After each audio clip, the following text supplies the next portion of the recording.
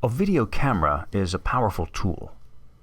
By now, I was beginning to feel more confident about my shooting and editing abilities as I took on more freelance projects for MHP and Muscle Meds. It was about this time that I learned that a video camera can also be used as a weapon of offense and defense. My girlfriend at the time had just bought her first home in Wilmington, Delaware. It was a modest row house in a slightly questionable area of the city. Her first Friday in the house, I get a panicked call from her in the middle of the night. I saw them. I did. The people next door. I saw them bring it in. It looked like a body all tied up. They took it into the shed and then I heard them scream. It was so hard. It turns out that a Santeria priest by the name of Hector Melendez had moved in at the same time as she, and what she was witnessing was a religious ritual slaughtering of a young goat. For those that don't know, Santeria is a blended religion combining aspects of Christianity with Caribbean culture. Animal sacrifice and bleeding is part of the tradition, and Mr. Melendez intended to hold his services every weekend. Although it is legal to practice Santeria in America, this particular priest was violating zoning regulations concerning the keeping of farm animals in the city. Complaints to the zoning board produced little effect. In fact, they seemed to be frightened of this rogue priest and did nothing to enforce the health code. They quickly backed off. News of the complaint reached Hector, and he began to threaten my girlfriend with violence. Neither the police nor the governmental authorities had any advice for us. We basically just had to wait until he did something violent. Now, what does this all have to do with bodybuilding? Well, trust me, all of these threads I've been starting do eventually come back together. Whenever Mike needed advice while editing Raising the Bar, he would screen rough edits for two people. Me, of course, for my bodybuilding expertise and because it's mostly about my life.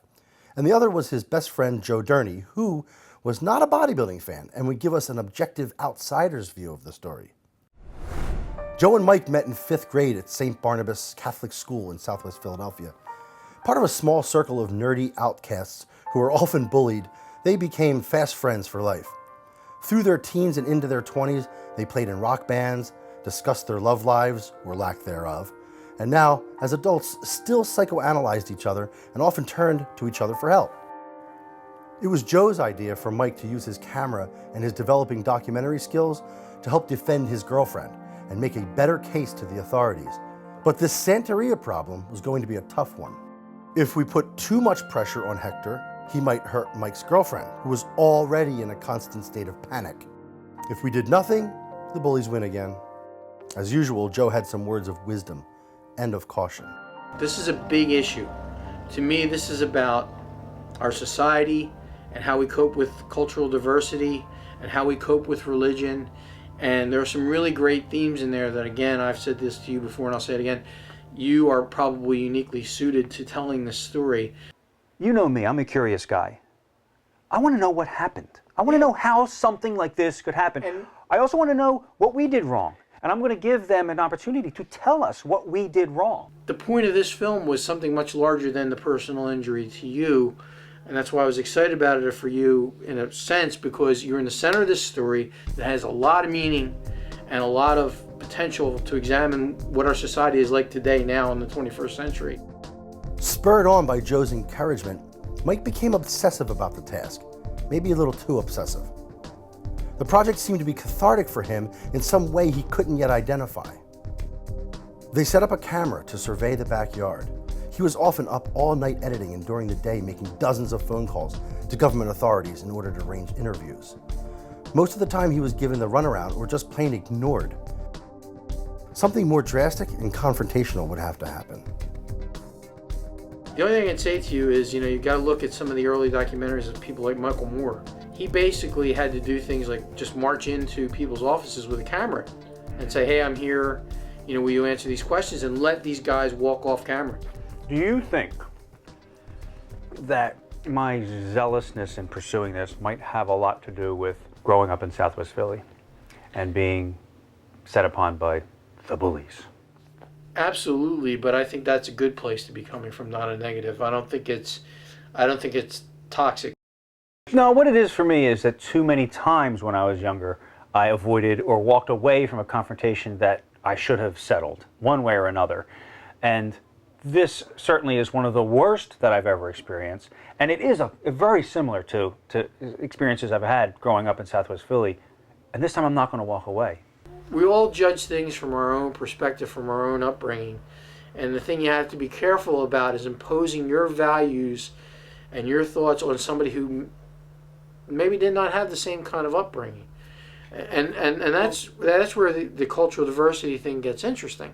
But shouldn't Hector also have that same sensitivity? Yeah, oh yes. What's wrong here? What's wrong here? A, you've got a malicious personality using the fact that he's a Santeria priest to tread all over everybody else's rights. That's what you've got here. Do you think this is a damaged person? Do you think it's a person that deserves some kind of sympathy for a brutal upbringing? I think that Hector as a child deserves all the compassion and pity in the world. And I think as an adult he's a sick MFer and society needs to do something with him.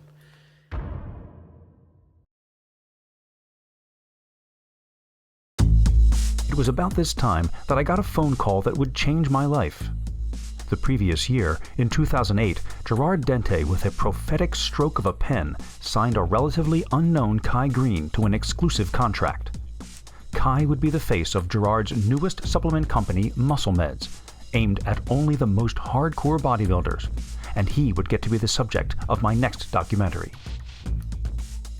Kai and his mentor/trainer Oscar Arden were about to embark on an unusual journey.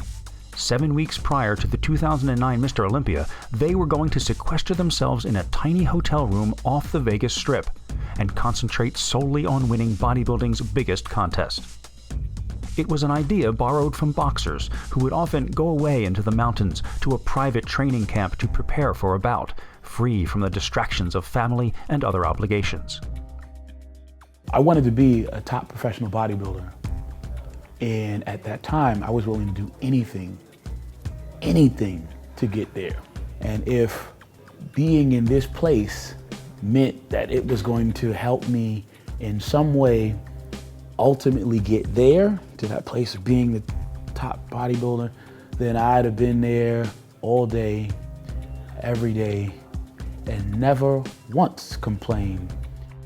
It was a bold and gutsy move, and I was going to meet up with them for a few days about 2 weeks before the Olympia to capture the progress of Kai's secretive training. However, when I went to meet with Muscle Meds about working on this project, I was surprised when they handed me a script.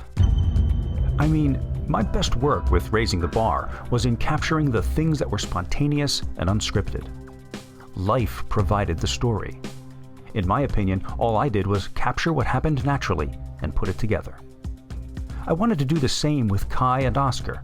The trick was going to be convincing Gerard to let me go off script and trusting that we would get something interesting.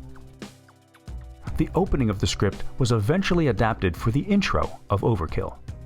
But just about everything else that happened out in Vegas was about as off-script as you could get.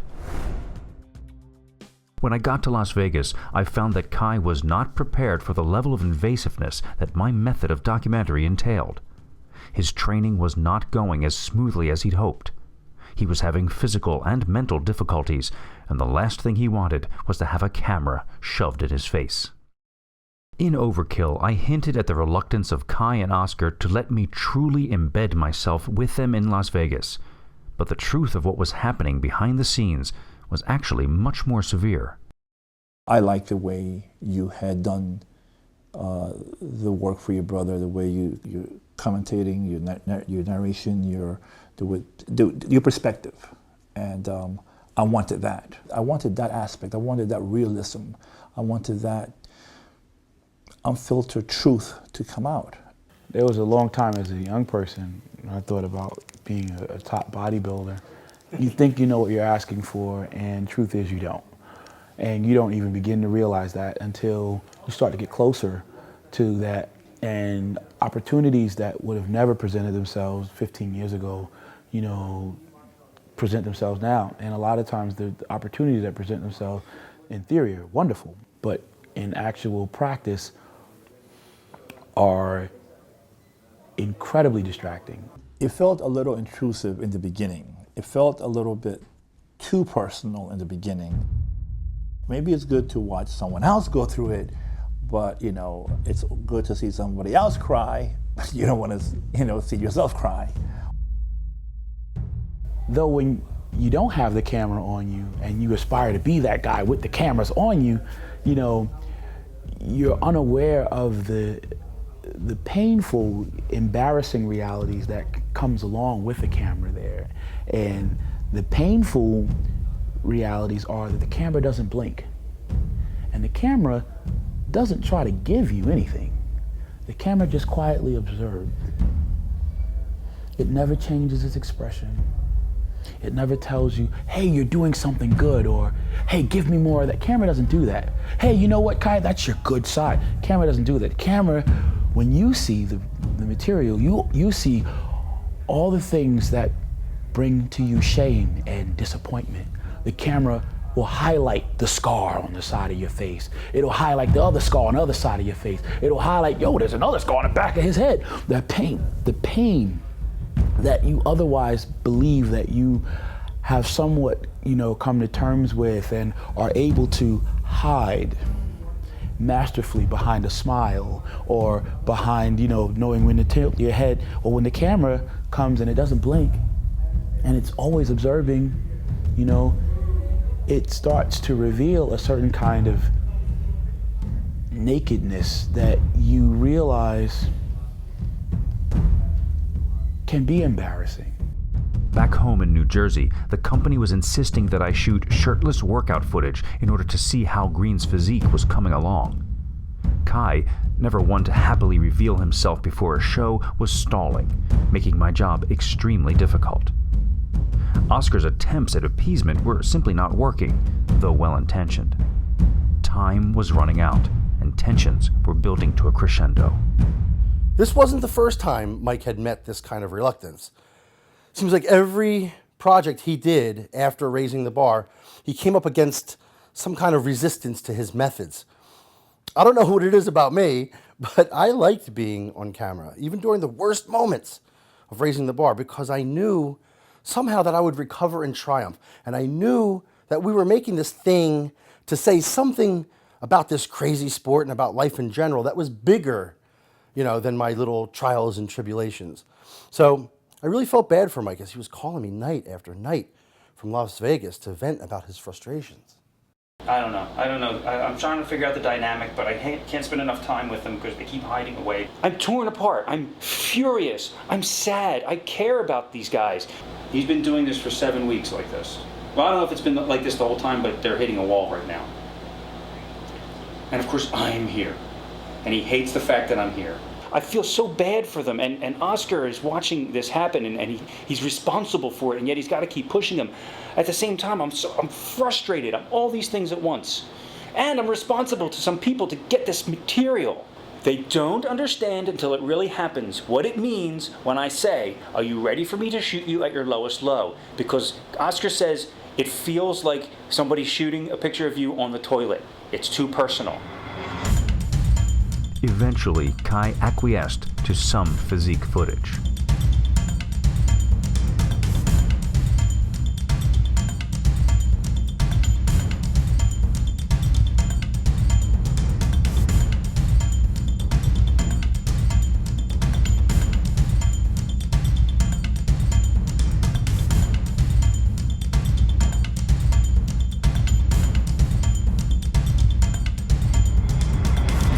But as quickly as he appeared, he was gone again into his hoodie cocoon to complete his metamorphosis for the Olympia.